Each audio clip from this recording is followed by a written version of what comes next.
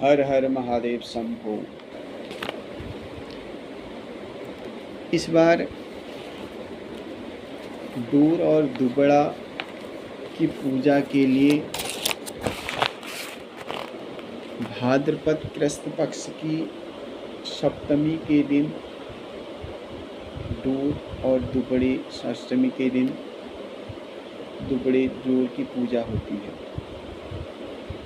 इसमें अलग अलग मान्यता है और हमारे वहाँ कुमाऊँ में विशेष तौर पे पिथौरागढ़ की बात करी जाए तो पिथौरागढ़ में इस त्योहार को पारंपरिक रूप से सबसे अच्छी तरह से मनाया जाता है। और यह पिथौरागढ़ चंपावत से लोहाघाट, इधर बागेश्वर और वहाँ नेपाल में लगभग 10 दिन तक इस मेले को मनाने की परंपराएं हैं। रोज कीर्तन, भजन, बहुत सारी चीज़ें इस त्योहार में करा जाता है। इस त्योहार में औरतें व्रत करती हैं। सौभाग्यवती औरतें अपने पति की लंबी उम्र के लिए इस व्रत को करते हैं और पुत्र संतान के सुख के लिए और शांति के लिए यह व्रत करा जाता है। इस व्रत में तरह तरह करके अनाज का एक पोटली बनाई जाती है। उस पोटली में इनको भिगा करके यह गौरा और महेश को चढ़ाया जाता है। मान्यता है उत्तर भारत में कि एक बार माता पार्वती अपने मायके में आ गई और भगवान से कुछ बातों में रुष्ट होकर करके आदिशक्ति भवानी हिमालय के घर पर पहुंच गई, पिता के घर, जिस कारण से हिमालय राज तो सर्वशक्तिमान है, लेकिन वह जानते थे कि इसमें प्रभु की कोई लीला करनी होगी, क्योंकि यह लीला से ही वो तो जानते थे मेरी पुत्री साधारण नहीं है, आदिशक्ति हैं और भगवान शिव तो सबके आधार हैं। इस प्रकार से माता पार्वती और कुछ समय के लिए मायके में आ गई। मायके में जैसी पहुंची तो उसी समय अगले दिन भगवान शिव उनको लेने के लिए आ गए।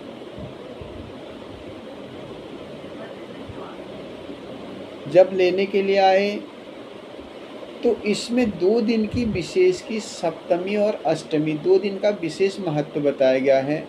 पहले दिन जितने भी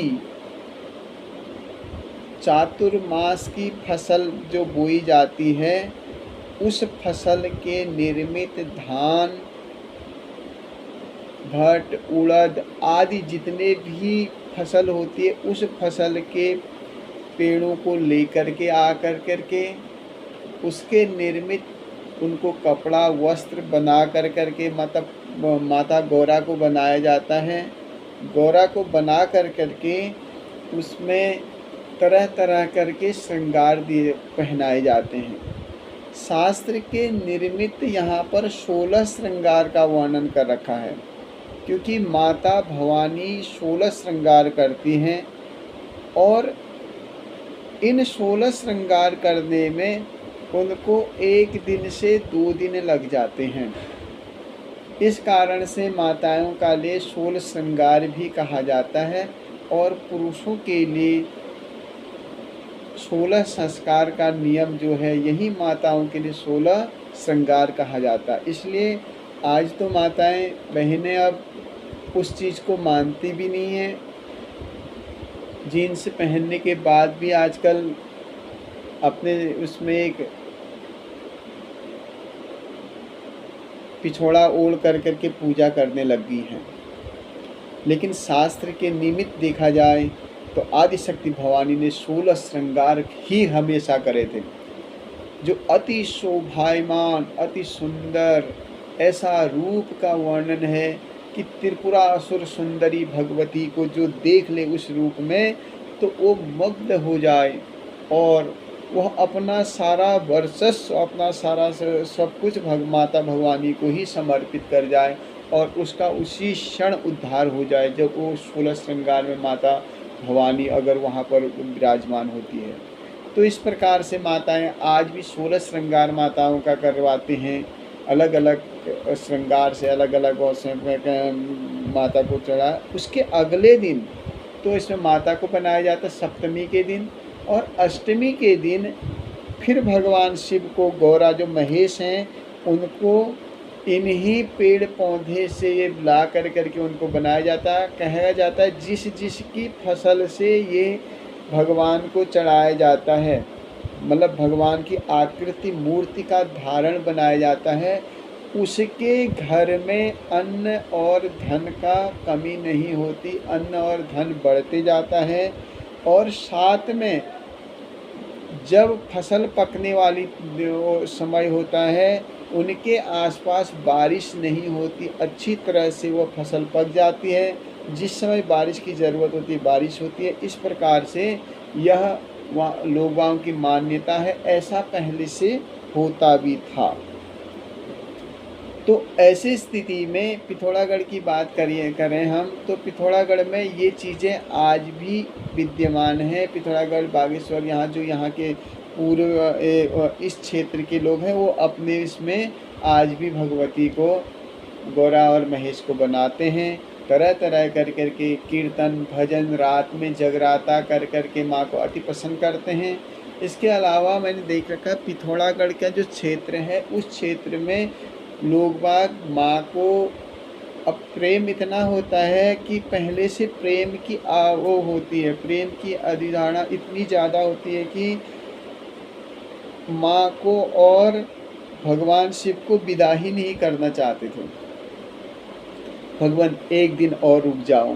हिमालय के घर में जब आए सब लोगों ने भजन कीर्तन ये करे, भगवान एक दिन और रुक जाओ, हमारी लड़की ना बहुत समय की बाद आई है, एक दिन और रुक जाओ और रुक जाओ और रुक जाओ। ऐसे कर के माता को जब यहाँ से 16 दिन के बाद जब राधा अष्टमी आती है, राधा अष्टमी तक के लिए माँ को घर पे ही रख दिया, क्योंकि भगवान तुम बार बार तो आते नहीं, आज तो रुकना, कभी कोई चीज़ कह दिया कभी कुछ कह दिया, तो आज जन्माष्टमी भी हो रही है माँ आप रुक जाओ। फिर ऐसे करके मनो करके आज ही पिथौरागढ़ की यह रीति रिवाज आज भी है। वहाँ के लोग 4-5 बार देख करके, कोई 3 दिन का, कोई 4 दिन, कोई 5 दिन, इस प्रकार से वहाँ पर भजन कीर्तन आदि रोज करने के बाद माँ को विदा करते हैं, वो हिमालय को जाते हैं। यह हमारी परंपरागत एक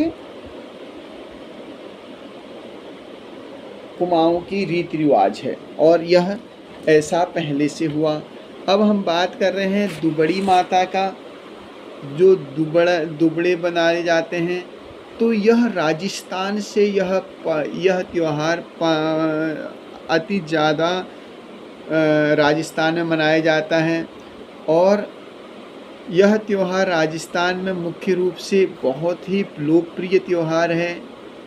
इस दिन महिलाएं अपने संतान की मंगल कामनाएं करती हैं और व्रत करती हैं, दुबड़ी माँ की पूजा करती हैं। इस दिन व्रत करने के बाद आटे का कुछ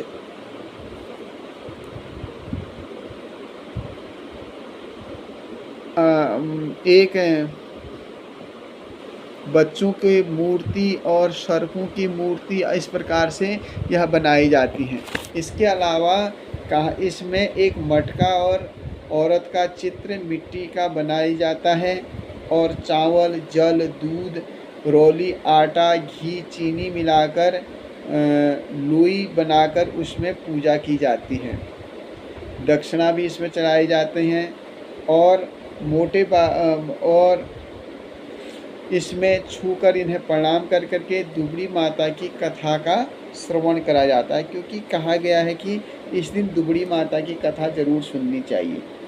पूर्व समय में कथा आ रही है, एक बार एक साहूकार ने 7 बेटे थे, साहूकार के 7 बेटे थे, परंतु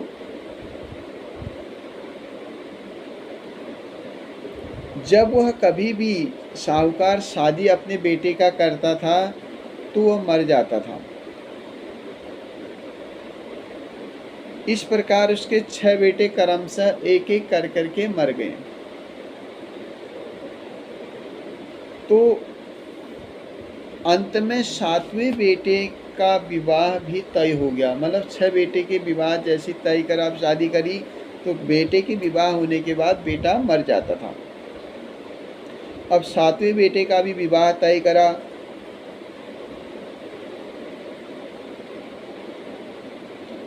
नाते रिश्तेदार सबको आमंत्रित किया गया। तो लड़के की बुआ यहाँ पर आई है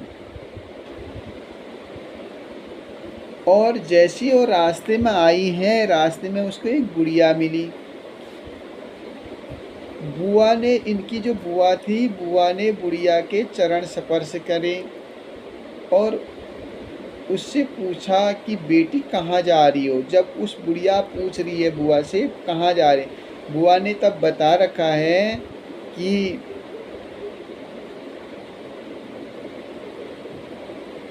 मैं अपने भतीजे के शादी में जा रही। तो बुढ़िया कह रही कि तो और तुम वहाँ जा रहे हो तो वो तो मर जाएगा, जिसकी शादी होने वाली वो मर जाएगा। वह जैसे ही बारात के लिए घर से निकलेगा, घर के दरवाजे में गिर जाएगा और यदि उससे बचेगा तो भी पेड़ के नीचे बारात रुकेगी, वह पेड़ नीचे गिर जाएगा और वहाँ से बचने के लिए वह ससुराल में अगर प्रवेश करेगा तो वहाँ भी दरवाज़ा गिर जाएगा।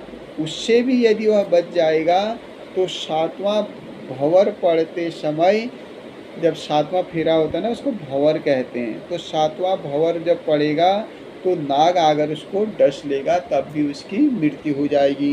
ये बुढ़िया जो है दुबड़ी माता है, यह इस बुआ को बता रही है।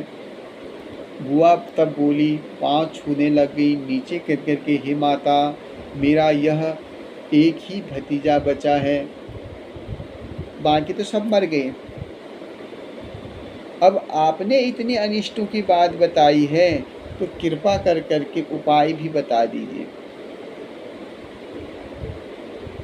तो बोली, दुबड़ी माता बोली, बेटी उपाय तो यह है कि बहुत कठिन उपाय है, साधारण नहीं है। जितना कठिन कार्य है ये कार्य कोई ऐसा असाधारण असाधारण है, बहुत कठिन है। तो माँ, बुआ कह रही, माँ तुम बता तो दो कितना कठिन है, मैं करूँगी। तब माता कह रही है, बेटी जब लड़का विवाह जाने लगे तो उसके दरबार से न निकालकर दीवार फोड़कर निकालना, उसे बाद में रास्ते के किसी पेड़ के नीचे बारात न रुकने देना। इस प्रकार से ससुराल में भी लड़के को दीवार फोड़ कर करके घर में प्रवेश करवाना और भंवर के समय में कटोरे में दूध भर करके रख देना। जब नाग देवता आएंगे दूध पीने लगे तो उसको ताक से फांस में फंसा लेना। मतलब जब नाग आएंगे वहाँ दूध रखेंगे, उस दूध को नाग पिएगा तो उसको फंसाना। जब नागिन आकर अपने नाग को मांगे तो तब उससे अपने 6 भतीजों को मांग लेना। इस तरह तुम्हारा यह भतीजा तो जीवित बच जाएगा, साथ में जिनकी मृत्यु हो चुकी है वह भी वापस आ जाएंगे। और कह रही है माता कि बेटा ये चीज़ सिर्फ तुझे बता रखी है, बाकी तू किसी और को मत बताना, अन्यथा सुनने और कहने वाले दोनों की मृत्यु हो जाएगी, दोनों मर जाएंगे। भतीजे की मृत्यु हो जा और तुम्हारे भतीजे की भी मृत्यु हो जाएगी। बुढ़िया जो दुबड़ी माता थी ने ऐसा कहा मायके जा कर के बुआ ने ऐसा ही करा। सभी घटनाएं दुबली माता ने जैसी बताई थी वैसे ही करी, परंतु रक्षा का उपाय बता देने के कारण भतीजी की रक्षा हो गई और पहले ही जैसे जैसे बताया था वैसा ही इसने करा। नाग आया, नाग ने दूध पिया, दूध पीने के बाद उसको फंसा दिया और हाथ जोड़ करके कहा कि मेरे 6 भतीजों को भी आप जीवित कर दो। तो नाग देवता बड़े प्रसन्न हुए और नाग माता भी बहुत प्रसन्न हुई और उनकी यह भक्ति देख कर करके, विनम्रता देख कर करके उनके 6 भतीजे जरूर जीवित हो गए। उस समय से यह दुबड़ी माता का व्रत आज तक प्रचलन में है। तब लोग वह कहते हैं दुबड़ी माता, जैसे आपने 7 भतीजों को वापस बता दिया वैसे ही हमारे संतान को बचाए रखना, सुख समृद्धि देना। और दुबड़ी माता को बारंबार प्रणाम करते हैं। दुबड़ा गले में और हाथ में धारण करते हैं। हर हर महादेव शंभो।